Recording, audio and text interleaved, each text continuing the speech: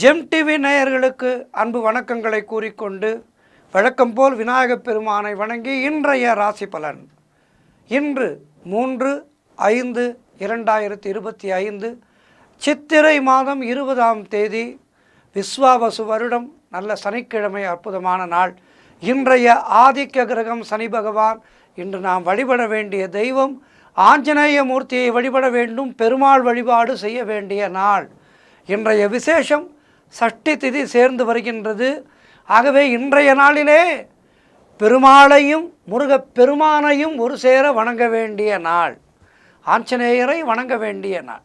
இந்த முப்பெரும் தெய்வங்களையும் இன்றைய நாளிலே வணங்கினால் நமக்கு எல்லா வளமும் நலமும் கிடைக்கும் என்பது ஐதீகம். இன்றைய சூரிய உதயம் காலை 5:48 சூரிய அஸ்தமனம் மாலை 6:24. இன்றைய நல்ல நேரம் காலை 10:30 முதல் காலை 11:30 வரை, மாலை 4:30 முதல் மாலை 5:30 வரை. இன்றைய ராகு காலம் காலை 9 முதல் காலை 10:30 வரை, யமகண்டம் மதியம் 1:30 முதல் மதியம் 3 வரை. இன்றைய குளிகை நேரம் காலை 6 முதல் காலை 7:30 வரை. இன்றைய சுபகோரை சுக்கிரகோரை நேரம் மாலை 5 முதல் 6 வரை. இன்றைய நட்சத்திரம் இன்று மாலை 6:16 வரை புனர்பூசம், அதன் பின்பு பூச நட்சத்திரம். இன்றைய திதி இன்று மதியம் 2:04 வரை வளர்பிறை சஷ்டி, அதன் பின்பு சப்தமி திதி வருகின்றது. இன்றைய சந்திராஷ்டம நட்சத்திரம் இன்று மாலை 6:16 வரை கேட்டை நட்சத்திரத்துக்கு சந்திராட்டமும், அதன் பின்பு மூலம் நட்சத்திரத்துக்கு சந்திராட்டமும் துவங்குகின்றது. கவனமாக இருக்கவும். அடுத்து நாம் காண இருப்பது 12 ராசிகளுக்கான பலன்களை. மேஷ ராசி அன்பர்களே, இன்று மதியம் வரை சந்திரன் உங்கள் ராசிக்கு 3ஆம் இடத்திலே இருக்கின்றார். உங்கள் ராசி அதிபதி செவ்வாய் ராசிக்கு 4ஆம் இடத்திலே இருக்கின்றார். ஆகவே இன்று நீங்கள் நினைத்த காரியங்கள் எல்லாம் நினைத்தபடி நடக்கும். சகல பாகியங்களும் சகல வெற்றிகளும் உண்டாகின்ற நாளாக இருக்கின்றது. உங்களுடைய தொழில் முயற்சிகள் எல்லாம் பெரும் வெற்றியை பெறும். கணவன் மனைவிடையே நல்ல ஒற்றுமை ஏற்படும். குடும்பத்திலே சந்தோஷம் இருக்கும். கூட்டு தொழிலிலே நல்ல லாபங்கள் வரக்கூடிய நாளாக இருக்கின்றது. வேலை மாற்றத்துக்கு எதிர்பார்த்திருப்பவர்களுக்கு வேலை மாற்றம் உண்டாகும். பொருள் வரவும் தனலாபமும் அதிகரிக்கின்ற நாளாக இருக்கின்றது. திடீர் அதிர்ஷ்டம் சிலருக்கு தேடி வரும். தொழில் மற்றும் வியாபாரத்திலே நல்ல வளர்ச்சி உண்டாகும். திருமணம் போன்ற சுபகாரிய பேச்சுவார்த்தைகள் இனிதே முடியும். தந்தை வழியிலே அனுகூலம் உண்டாகும். கடன் தொல்லைகள் முற்றிலுமாக விலகும். நண்பர்கள் மூலம் எதிர்பார்த்த உதவிகள் தக்க சமயத்திலே கிடைக்கும். ஆக மிகச் சிறப்பான நாள் இன்றைய நாள். ஆகவே இன்றைய நாளிலே மேலும் நற்பலன்களை பெறுவதற்கு இன்றைய நாளிலே ஆஞ்சநேய மூர்த்தியை வணங்குங்கள், பெருமாளை வணங்குங்கள், முருகப் பெருமானை வணங்குங்கள். வாழ்த்துக்கள். ரிஷபராசி அன்பர்களே, இன்று மதியம் வரை சந்திரன் உங்கள் ராசிக்கு 2ஆம் இடத்திலே இருக்கின்றார். உங்கள் ராசி அதிபதி சுக்கிரன் ராசிக்கு 11ஆம் இடத்திலே இருக்கின்றார்.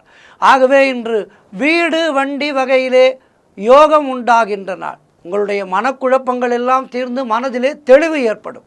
கடன் தொல்லைகள் விலகும். தொழிலிலே நல்ல முன்னேற்றம் உண்டாகும். திருமணம் போன்ற சுபகாரிய பேச்சுவார்த்தைகள் இனிதே முடியும். உடல் ஆரோக்கியம் சிறப்பாக இருக்கும். வீடு கட்டுவதற்கான முயற்சிகளிலே வெற்றி கிடைக்கும். பொருளாதாரம் மிகவும் திருப்திகரமாக இருக்கும். காரிய அனுகூலம் உண்டாகும். அதாவது என்ன முயற்சியில் செய்தாலும் வெற்றி கிடைக்கும். சிலருக்கு உத்தியோக வகையிலே நல்ல மாற்றம் உண்டாகும். தாய் வழி சொந்தங்களின் உதவிகள் எல்லாம் கிடைக்கின்ற நாள். கணவன் மனைவிடையே நல்ல ஒற்றுமை ஏற்படும்.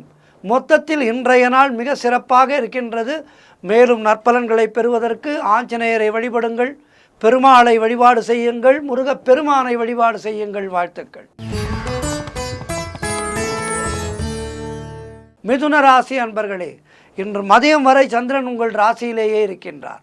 உங்களுடைய ராசி அதிபதி புதன் ராசிக்கு 11ஆம் இடத்திலே இருக்கின்றார். ஆகவே இன்றைய நாளிலே செய்கின்ற செயலிலே பெயரும் புகழும் கிடைக்கும். வெளியூர் பிரயாணங்கள் வெற்றியை தரும். உறவினர்களோடு இருந்து வந்த மன வருத்தங்கள் எல்லாம் தீருகின்ற நாள். குழந்தை பாக்கியத்திற்காக காத்திருக்கின்ற தம்பதிகளுக்கு சத்சந்தான பிராப்தி உண்டாகும். வேலையிலே காத்திருந்த இடமாற்றம் ஏற்படும். முன்னோர்களுடைய சொத்திலிருந்து உங்களுக்கு வர வேண்டிய பங்கு கைக்கு கிடைக்கும். கடன் பிரச்சனைகள் முற்றிலுமாக தீரும். பண வரவு அதிகரிக்கும். பொருளாதாரம் திருப்திகரமாக இருக்கும். தொட்டதெல்லாம் பொன்னாகக்கூடிய அற்புதமான நாளாக இருக்கின்றது. பிள்ளைகளால் பெருமை ஏற்படும். மொத்தத்தில் இன்றைய நாள் மிக மிக சிறப்பாக இருக்கின்றது.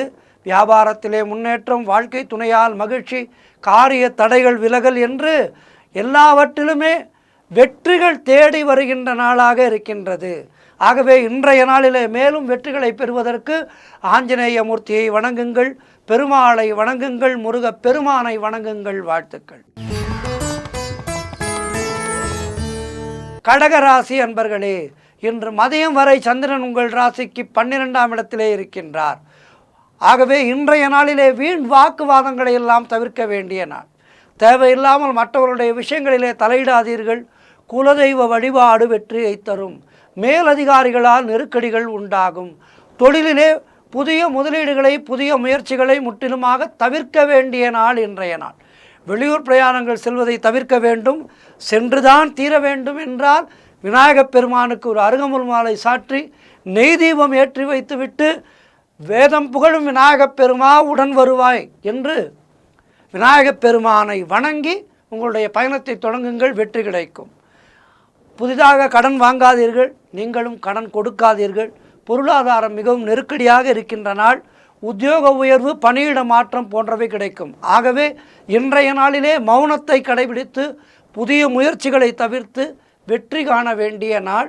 விநாயகப் பெருமானை வணங்குங்கள், பெருமாளை வணங்குங்கள், ஆஞ்சநேயரை வணங்குங்கள், முருகப் பெருமானை வணங்குங்கள். வாழ்த்துக்கள். சிம்மராசி அன்பர்களே, இன்று மதியம் வரை சந்திரன் உங்கள் ராசிக்கு 11ஆம் இடத்திலே இருக்கின்றார். உங்களுடைய ராசி அதிபதி சூரியன் ராசிக்கு 9ஆம் இடத்திலே இருக்கின்றார். ஆகவே இன்றைய நாளிலே திருமணம் போன்ற சுபகாரிய பேச்சுவார்த்தைகள் இனிதே முடியும். பொருளாதாரம் மிகவும் திருப்திகரமாக இருக்கும். பிள்ளைகளால் பெருமை ஏற்படும். உறவினர்களால், நண்பர்களால் அனுகூலம் உண்டாகும். வாழ்க்கை துணையால் மகிழ்ச்சி உண்டாகும். சிலருக்கு வீடு, வண்டி, வாகன மாற்றம் உண்டாகும். பழைய பாக்கிகள் வசூலாகின்ற நாள். காரிய வெற்றிகள் உண்டாகும். பூர்வீக சொத்திலே இருந்து வந்த பிரச்சனைகள் எல்லாம் விலகும். குலதெய்வ வழிபாடு வெற்றியை தரும். உறவினர்களோடு இருந்து வந்த மன வருத்தங்கள் தீரும். தொழில் மற்றும் வியாபாரத்திலே நல்ல முன்னேற்றம் ஏற்படும். அலுவலகத்திலே இருந்து வந்த நெருக்கடிகள் எல்லாம் குறையும். கடன் பிரச்சனைகள் முற்றிலுமாக ஒரு நல்ல முடிவுக்கு வரும். ஆகவே இன்றைய நாள் சிறப்பாக இருக்கின்றது. ஆஞ்சநேயனை வழிபடுங்கள், முருகப்பெருமானை வழிபடுங்கள், பெருமாள் வழிபாடு செய்யுங்கள். வாழ்த்துக்கள். கன்னிராசி அன்பர்களே, இன்று மதியம் வரை சந்திரன் உங்கள் ராசிக்கு 10ஆம் இடத்திலே இருக்கின்றார். உங்கள் ராசி அதிபதி புதன் ராசிக்கு 8ஆம் இடத்திலே இருக்கின்றார். ஆகவே இன்றைய நாளிலே திடீர் பணவரவுகள் உண்டாகும். திருமண பேச்சுவார்த்தைகள் சுபமாக முடியும். குடும்ப ஒற்றுமை சந்தோஷத்தை தரும். கூட்டு தொழிலிலே நல்ல லாபமும் முன்னேற்றமும் ஏற்படும். கணவன் மனைவியிடையே நல்ல ஒற்றுமை ஏற்படும். சுப விரயங்கள் ஏற்படக்கூடிய நல்ல நாள். ஏதேனும் நல்ல பொருட்களை வாங்கி சுப செலவு செய்வீர்கள். மகிழ்ச்சியுடன் செலவு செய்வீர்கள். சுப காரியங்கள் கைகூடுகின்ற நாள். புதிய வேலைக்கு தேடிக்கொண்டிருப்பவர்களுக்கு நல்ல வேலை வாய்ப்புகள் அமையும். தொழில் மற்றும் வியாபாரத்திலே நல்ல லாபம் உண்டாகின்ற நாள். நண்பர்கள் மூலம் அனுகூலம் உண்டாகும். பழைய பாக்கிகள் வசூலாகும். உழைப்புக்கு ஏற்ற ஊதியம் கிடைக்கின்ற நாள். கடன் பிரச்சனைகள் முடிவுக்கு வரும். பதவி உயர்வோடு வேலை மாற்றம் உண்டாகும். மொத்தத்தில் இன்றைய நாள் கன்னி ராசியினருக்கு மிக மிக சிறப்பாக இருக்கின்றது. பெருமாள் வழிபாடு செய்யுங்கள், ஆஞ்சநேயர் வழிபாடு செய்யுங்கள், முருகப்பெருமானை வணங்குங்கள். வாழ்த்துக்கள். துலாம் ராசி அன்பர்களே, இன்று மதியம் வரை சந்திரன் உங்கள் ராசிக்கு 9ஆம் இடத்திலே இருக்கின்றார். உங்களுடைய ராசி அதிபதி சுக்கிரன் ராசிக்கு 6ஆம் இடத்திலே இருக்கின்றார். ஆகவே இன்றைய நாளிலே பயணங்கள் அதிகமாக மேற்கொள்வீர்கள். எதிர்பார்த்த பணம் கைக்கு வரும். பயணங்களின் மூலம் நன்மை கிடைக்கும். இளைய சகோதரர்கள் மூலம் அனுகூலம் உண்டாகும். நீங்கள் நினைத்ததெல்லாம் நல்லபடியாக நடக்கக்கூடிய அற்புதமான நாளாக இருக்கின்றது. தொழில் மற்றும் வியாபாரத்திலே நல்ல லாபம் ஏற்படும். அதாவது சிறிய முயற்சி பெரிய வெற்றியை தரும். ஒரு சில நாட்களிலே கிரகங்கள் நமக்கு சாதகமாக இல்லை என்றால் எத்தனை தான் முயற்சி செய்தாலும் வெற்றி கிடைக்காது. கிரகங்கள் நமக்கு சாதகமாக இருக்கும்போது சிறிய முயற்சி செய்தாலும் பெரிய வெற்றி கிடைக்கும். இன்றைய நாள் உங்களுக்கு சிறிய முயற்சி செய்தாலும் பெரிய வெற்றி கிடைக்கின்ற அற்புதமான நாளாக இருக்கின்றது. காரணம், கிரகங்கள் நல்ல சாதகமான நிலையிலே இருக்கின்றது. ஜாதகம் உங்களுக்கு சாதகம் இன்றைய நாளிலே. ஆகவே மிக சிறப்பாக இருக்கின்றது. வீடு, வண்டி, வாகன மாற்றம் உண்டாகும். ஒரு சிலருக்கு அலுவலகத்திலே புதிய பொறுப்புகள் மகிழ்ச்சியை தரும். திருமணம் போன்ற சுபகாரிய பேச்சுவார்த்தைகள் கைகூடி வரும். அவரவர்களுடைய வயதுக்கேற்ப நல்லது நடக்கின்ற அற்புதமான நாள். உத்தியோக உயர்வு, பதவி உயர்வு, இடமாற்றம் போன்றவை கிடைக்கும். குழந்தைகளால் மகிழ்ச்சி உண்டாகும். மொத்தத்தில் சிறப்பான நாள் இன்றைய நாள். ஆகவே இன்றைய நாளிலே மேலும் சிறப்புகளை பெறுவதற்கு ஆஞ்சநேயரை வணங்குங்கள், பெருமாளை வழிபாடு செய்யுங்கள், முருகப்பெருமானை வழிபாடு செய்யுங்கள். வாழ்த்துக்கள். விருச்சிக ராசி அன்பர்களே, இன்று மதியம் வரை சந்திரன் உங்கள் ராசிக்கு 8ஆம் இடத்திலே இருக்கின்றார். உங்கள் ராசி அதிபதி செவ்வாய் ராசிக்கு 9ஆம் இடத்திலே இருக்கின்றார். இன்று நாள் முழுவதும் உங்களுக்கு சந்திராட்டமம் இருக்கின்றது. மௌனத்தை கடைபிடியுங்கள். கோபத்தை முற்றிலுமாக தவிர்த்து கொள்ளுங்கள். வழக்கு வியாஜ்யங்களிலே ஈடுபடக்கூடாது. இன்றைய நாளிலே தேவையில்லாத அலைச்சலும் மன உளைச்சலும் உண்டாகும். கணவன் மனைவிக்குள் வாக்குவாதங்களை தவிர்க்க வேண்டிய நாள். வெளியூர் பிரயாணங்களை தவிர்க்க வேண்டிய நாள். பணிச்சுமை அதிகமாக இருக்கும். மேலதிகாரிகளால் நெருக்கடிகள் இருக்கும். குலதெய்வ வழிபாடு வெற்றியை தரும். செய்தொழிலிலே புதிய முதலீடுகளை தவிர்க்க வேண்டிய நாள். புதிதாக கடன் வாங்காதீர்கள், நீங்களும் கடன் கொடுக்காதீர்கள். மொத்தத்தில் எல்லாவற்றிலும் பொறுமையை கடைபிடிக்க வேண்டிய நாள். பூர்வீக சொத்து சம்பந்தமான எந்த முடிவையும் இன்றைய நாளிலே எடுக்காதீர்கள். சந்திராட்டம நாளிலே எடுக்கின்ற முயற்சிகள் பெரும்பாலும் தோல்வியை தழுவும். ஆகவே சந்திராட்டம நாளிலே உங்களுடைய ரெகுலர் ஒர்க்கு மட்டும் பண்ணுங்கள். ஆஃபீஸ் போகணும், வேலை பார்க்கணும், இது போன்ற உங்களுடைய அன்றாட பணிகளை மட்டும் செய்து புதிய முயற்சிகளை, புதிய தொழில் முதலீடுகளை போன்றவற்றையெல்லாம் தவிர்க்க வேண்டும் இன்றைய நாளிலே. ஆகவே சந்திராட்டமம் இருக்கின்ற காரணத்தினாலே குலதெய்வ வழிபாடு செய்யுங்கள். ஆஞ்சநேயருக்கு ஒரு வெற்றிலை மாலை வாங்கி சாற்றுங்கள். முருகப்பெருமானை வணங்குங்கள். பெருமாளை வழிபாடு செய்யுங்கள். வாழ்த்துக்கள். தனுசு ராசி அன்பர்களே, இன்று மதியம் வரை சந்திரன் உங்கள் ராசிக்கு 7ஆம் இடத்திலே, உங்கள் ராசி அதிபதி குரு ராசிக்கு 6ஆம் இடத்திலே. ஆகவே இதனால் என்ன நடக்கும் என்று கேட்டீர்கள் என்றால், நினைத்த காரியங்கள் எல்லாம் நல்லபடியாக நடக்கும். பொருளாதாரம் திருப்திகரமாக இருக்கும். பிள்ளைகளால் பெருமை ஏற்படும். வாழ்க்கை துணையால் மகிழ்ச்சியும் சந்தோஷமும் உண்டாகும். புதிய வேலை தேடி கொண்டிருப்பவர்களுக்கு புதிய வேலை கிடைக்கும். செய்தொழில் செய்பவர்களுக்கு நல்ல லாபம் கிடைக்கும். உடல் ஆரோக்கியத்திலே நல்ல முன்னேற்றம் உண்டாகின்ற நாள். பூர்வீக சொத்திலிருந்து வந்த பிரச்சனைகள் எல்லாம் விலகி சொத்து உங்கள் கைக்கு வருகின்ற வேலை வந்துவிட்டது. குழந்தை பாக்கியம் ஒரு சிலருக்கு உண்டாகும். மனமானது மிக சந்தோஷமாக இருக்கும்.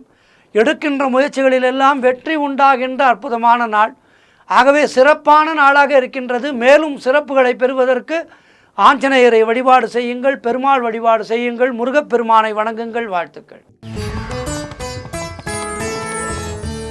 மகர ராசி அன்பர்களே, இன்று மதியம் வரை சந்திரன் உங்கள் ராசிக்கு 6ஆம் இடத்திலே இருக்கின்றார். உங்கள் ராசி அதிபதி சனி ராசிக்கு 2ஆம் இடத்திலே இருக்கின்றார். ஆகவே குடும்பத்திலே கணவன் மனைவிக்குள் சண்டை சச்சரவுகள் ஏற்பட்டு விலகும். அலுவலகத்திலே பணிச்சுமை அதிகமாக இருக்கும். நண்பர்கள் மூலம் உதவிகள் கிடைக்கும். உறவினர்கள் மூலம் அனுகூலம் உண்டாகும். கூட்டுத் தொழிலிலே மனவர்த்தங்கள் உண்டாகலாம். குலதெய்வ வழிபாடு மன அமைதியை தரும். உத்தியோகத்திலே இருப்பவர்கள் பணியிலே கூடுதல் கவனம் செலுத்த வேண்டிய நாள். திருமணம் போன்ற சுபகாரிய பேச்சுவார்த்தைகள் சற்று தள்ளி போகும். வீடு வண்டி சம்பந்தமான விரய செலவுகள் சிலருக்கு ஏற்படலாம். காரிய தடைகள் ஏற்பட்டு விலகும். மொத்தத்தில் இன்றைய நாள் அவ்வளவு சிறப்பாக இல்லை.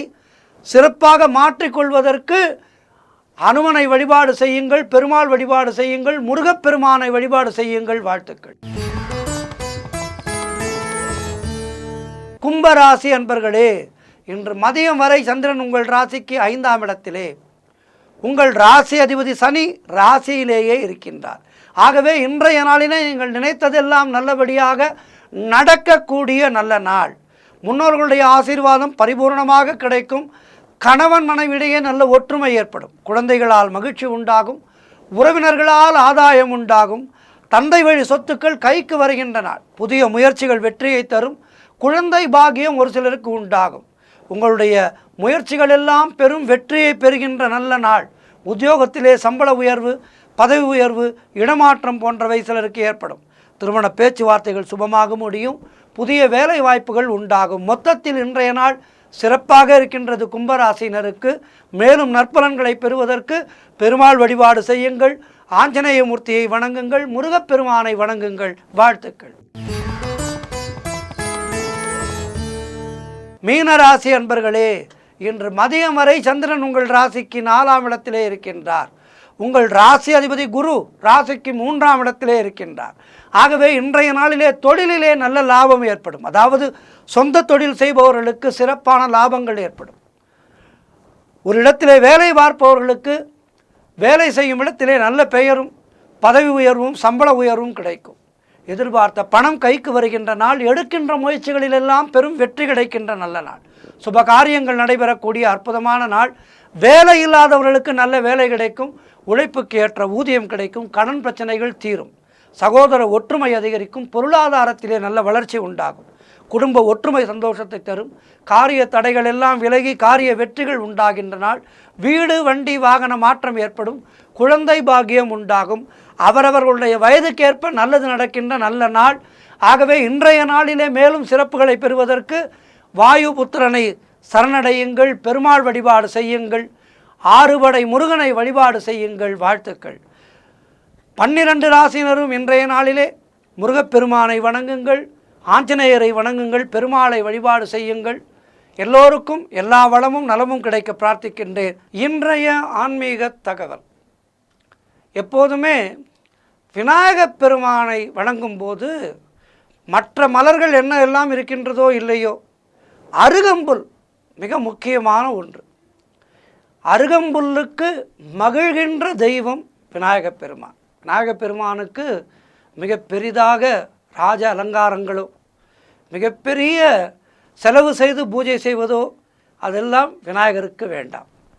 அருகம்புல் சாதாரணமாக கிடைக்கும். பணம் கொடுத்து கூட வாங்க வேண்டாம். சாலை ஓரங்களிலே இருக்கின்ற அந்த அருகம்புல்லானது அதற்கு மிகவும் மகிழ்ந்து நமக்கு அருளை வாரி பொழிபவர் விநாயகப் பெருமான். சரி, இந்த அருகம்புல் விநாயகப் பெருமானுக்கு உரித்தான அந்த கதை, அதைத்தான் இன்றைய நாளிலே நாம் ஆன்மீக தகவலிலே தெரிந்து கொள்ள இருக்கின்றோம். அருகம்புல்லானது கடுமையான கோடையை கூட தாங்கி நிற்கும். வெயிலிலே காய்ந்து போகுமே தவிர அழிந்து போகாது. சின்னதாக மழை பெய்தால் கூட உடனடியாக துளிர்த்துவிடும். ஒரு நல்ல உடனடியாக துளிர்த்து விடுகின்ற ஒரு வஸ்து இந்த அருகம்புல். ஆகவே இந்த அருகம்புல்லானது எளிதாக கிடைக்கின்ற வஸ்து. இதனை விநாயகப் பெருமானுக்கு சமர்ப்பித்து நாம் வாழ்க்கையிலே எல்லா விதமான வளங்களும் பெறலாம். எத்தனை துன்பங்கள் வந்தாலும் நல்லவர்கள் சோர்ந்து போகாமல் நம்பிக்கையோடு இருப்பார்கள். அவர்களை இறைவனுடைய கருணை என்கின்ற மழை வந்து காப்பாற்றிவிடும். இது ஆண்டோர்களுடைய வாக்கு. அருகம்புல்லை வைத்து காட்சிக்கு எளிமையாகவும் தன்னுடைய ஆவலினாலும் விநாயகப் பெருமான் அருகம்புல்லை ஏற்றுக்கொள்கின்றார்.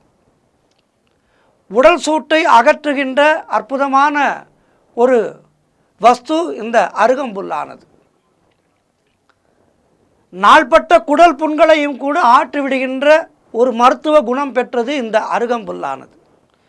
ஆகவே அறிவியல் ரீதியாகவும் இந்த அருகம்புல்லானது நமக்கு நன்மை பயக்கின்ற ஒரு அருமையான வஸ்து.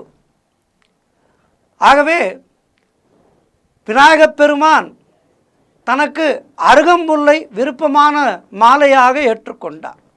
எங்கும் எப்போதும் கிடைக்கின்ற இந்த அருகம்புல்லை அர்ப்பணித்தாலே போதும், விநாயகப் பெருமான் மகிழ்ந்து நாம் கேட்கின்ற வரங்களை எல்லாம் கொடுத்து விடுவார். எளிமையான தெய்வம் அல்லவா? எத்தனையோ மலர்களும் இலைகளும் இருக்க கணபதி ஏன் அருகம்புல்லை சூட்டிக்கொண்டார்? அதற்கு அருமையான ஒரு புராண வரலாறு இருக்கின்றது. அதனை தெரிந்து கொள்வோம். அனலாசுரன் என்பவன் மிகப்பெரிய அசுரன். யமனுடைய மகன். வேண்டாத சேர்க்கையினால் தீயவனாகி சாபம் பெற்றான். இதனால் மூர்கனாக மாறி தேவர்களை ஹிம்சித்து வந்தான் இந்த அனலாசுரன். வரங்கள் பல பெற்றதாலும் பிறப்பிலேயே அவனது உடல் பெரும் அனலை கக்கியதாலும் அவனுக்கு அருகில் கூட யாரும் செல்ல முடியவில்லை. அதனால்தான் அவனுக்கு அனலாசுரன் என்று பெயர்.